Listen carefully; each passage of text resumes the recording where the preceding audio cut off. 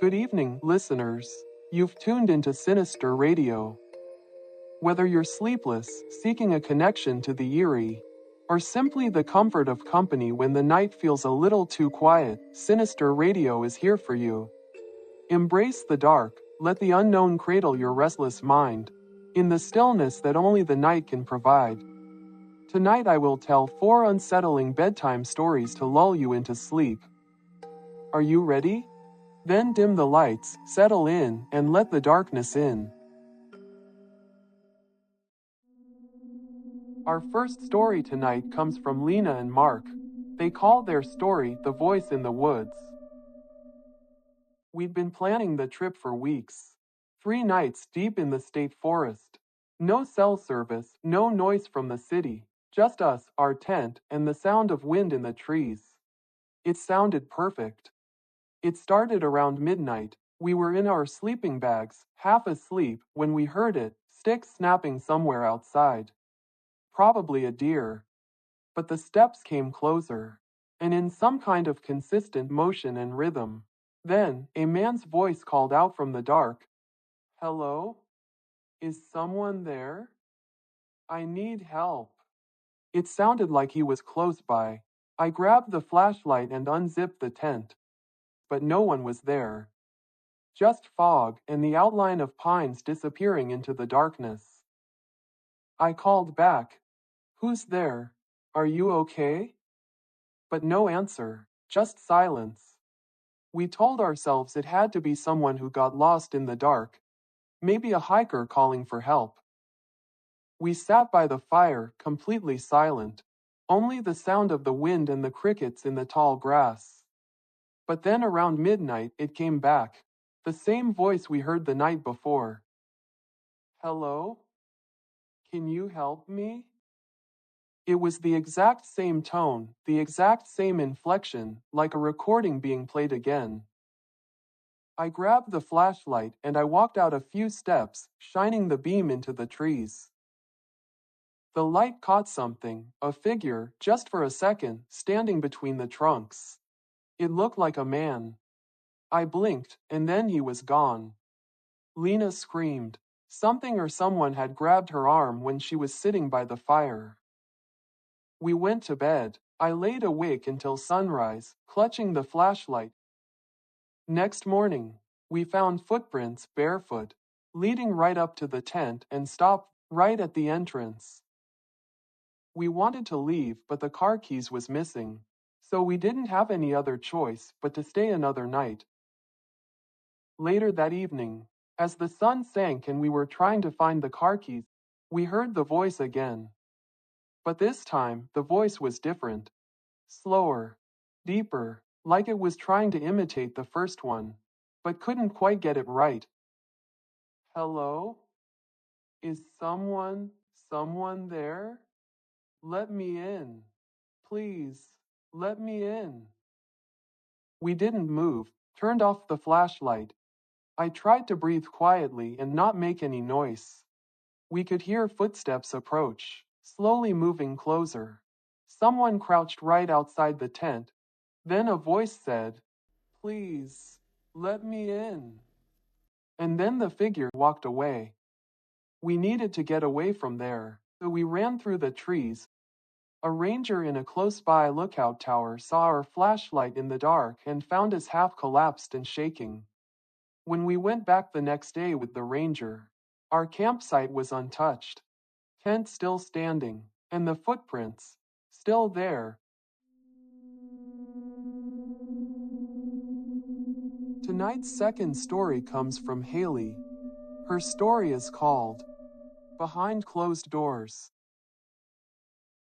I found a cheap 2-bedroom apartment near campus. I was going to live with another girl. Her name was Maya. The day I moved in, the second bedroom door was closed. A note was taped to the door. Hi Haley, and welcome to your new home. I'm visiting my parents for a few days. See you when I'm back. Looking forward to meeting you. Maya. Later that evening, after I turned off the TV and started getting ready for bed, I heard faint music coming from Maya's room. I thought to myself, That was strange. I thought she wasn't supposed to be home yet. I wanted to say hello, but I decided to wait until the next morning. A few minutes later, I heard Maya's door open. The soft, dragging sound of footsteps, like someone pacing in socks. Her shadow paused just outside my door, lingering there for several seconds before slowly moving away. It struck me as a little odd, but I figured maybe she'd had the same thought as me, to wait until morning to say hello. The next day passed, and Maya still hadn't come home. I was sure I'd heard her leave early that morning, and I'd been in the apartment all day. Sometime in the middle of the night, I woke up to the sound of someone washing dishes. I remember smiling. Finally, Maya was home. As I walked toward the kitchen, I heard the water shut off. I turned around the corner. No one was there, but there was a plate in the drying rack, wet and clean, and it wasn't mine. A faint unease crept in, but I brushed it off and went back to bed. Later that night, I woke up by the sound of a door creak open. Then came the soft shuffle of footsteps down the hall, moving toward my room. The footsteps stopped right outside my door. The handle turned. Once. Twice. Then it stopped. I froze, my heart pounding, unable to move. Hello? Maya? Is that you? My voice trembled. There was no answer. I looked at my window for a few seconds.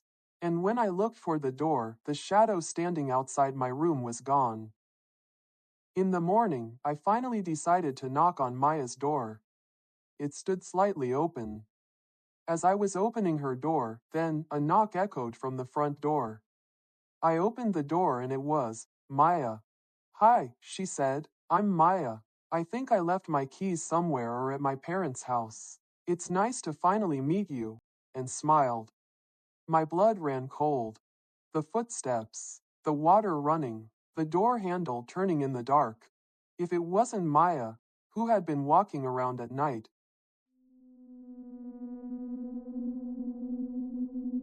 Now, it's time for tonight's third bedtime story.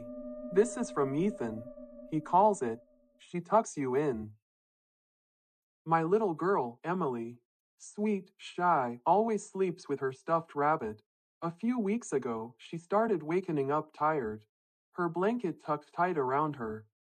When I asked if she'd done that, she said no. She said a lady came in through the window after we kissed her goodnight, that she'd brush her hair, tuck her in, and hum her to sleep. I laughed at first. You know how kids are. Imagination runs wild. I thought she was dreaming.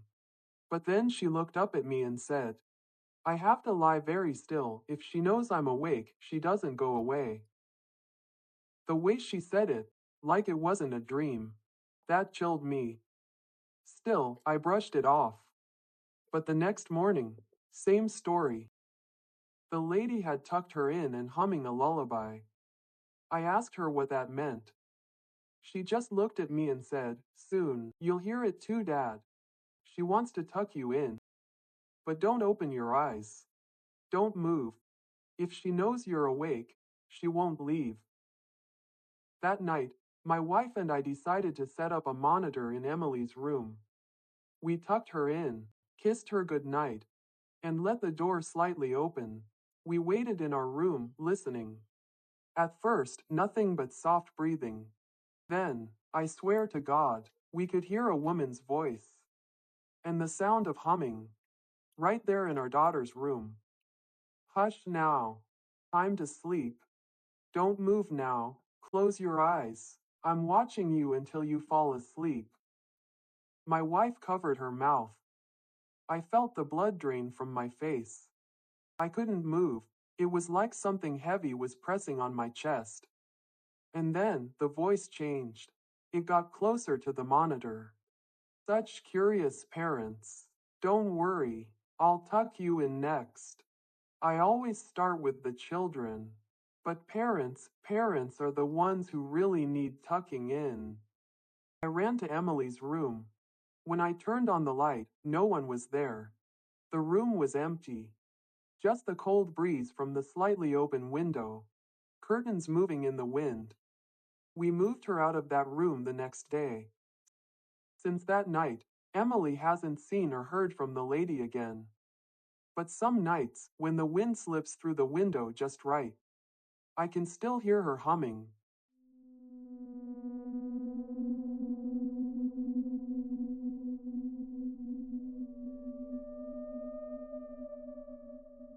Now, dear listeners, it's time for the last and fourth story.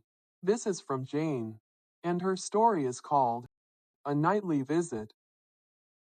Divorce changes the way a house sounds at night. It's quieter, emptier.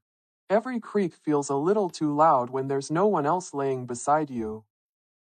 It had been 3 months since I left, moved out, renting my parents' beach house, so me and her could get a new start. And far away from her father. The night it happened, it was raining. She'd been asleep for hours. I was just dozing off when I heard it. My own voice, calling my daughter's name from the kitchen or just downstairs. Soft, calm, just like I always do when she's had a bad dream. At first, I thought I was dreaming, but then I heard her little feet hit the floorboards outside in the hallway. I got up fast and stepped into the hallway. By the time I reached the hallway, she was already at the top of the staircase. "Come downstairs, sweetheart, Mommy's waiting." Her little foot started to move forward. I grabbed her and held her tight. We just stood there for a while. The house felt wrong, stretched thin, like the walls were holding their breath. And then, something or someone downstairs moved. I held my daughter tighter. "Come downstairs, sweetheart, Mommy's waiting. Come downstairs, please, now." The voice sounded impatient. We stood there for a moment.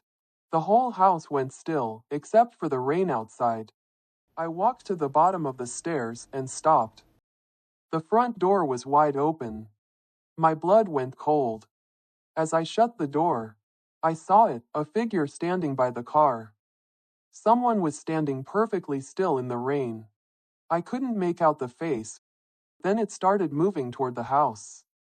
I shut the door, locked it, and called the police with shaking hands.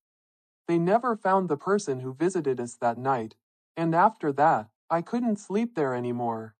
Every creak sounded like footsteps, and I couldn't shake the feeling of someone waiting in the dark. And the sound of my voice calling out for my daughter still lingers in my mind. So I packed our things and moved us to a new place. It was smaller, quieter, and safer, or at least it felt that way, for a while. Thank you for listening tonight. Even as we end tonight's storytelling, countless others are lurking in the shadows, waiting to be told. Join us again soon, when we return with more stories to lull you into sleep, or to keep you company at night. Until then, sleep tight in sweet dreams, and try not to let the darkness creep in. We'll be waiting for you till next time, right here on Sinister Radio.